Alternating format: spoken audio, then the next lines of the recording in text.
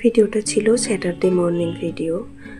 মর্নিংয়ে আমার একটু বাইরে কাজ ছিল, তো সেই জন্যই আমি রেডি হয়ে বেরিয়ে পড়েছিলাম।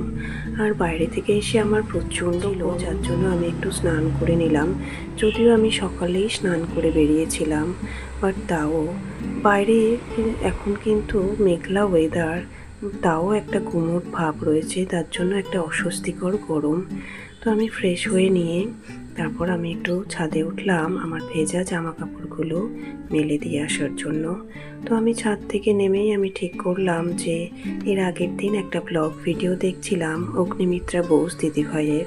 তো আমি দেখেছি দিদিভাই ওখানে ওয়াটারমেলন জুস বানাচ্ছিল। তো আমার না ভীষণ ভালো লাগে ভিডিওটা দেখে, আমার সাথে ভিডিওটা দেখে। তো ও বলে, মা আমাদের তো ফ্রিজে ওয়াটারমেলন আছে, তাহলে তুমি কবে বানাবে আমাদের জন্য? তো আমি একে বললাম, ঠিক আছে মাম্মাম, আজকেই আমি তোমাদের ওয়াটারমেলন জুসটা বানিয়ে দেবো। তো সেই মতো আমি ফ্রিজ থেকে বের করে নিয়েছিলাম ওয়াটারমেলনটা। আর ওয়াটারমেলনে যেহেতু প্রচুর সিডস থাকে, তো আমি ওগুলোকে বেছে টুকরো টুকরো করে কেটে তারপর আমি মিক্সার রেডি করছিলাম। এদিকে আমার ছোট মেয়ে সারাক্ষণ বাড়ির মধ্যে এক্সারসাইজ করে বেড়াচ্ছে।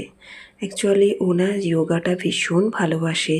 তো যেহেতু যোগা শেখে, তো সেই জন্য আমার বাড়িতে অল টাইম এইভাবে ও যোগা করতেই থাকে।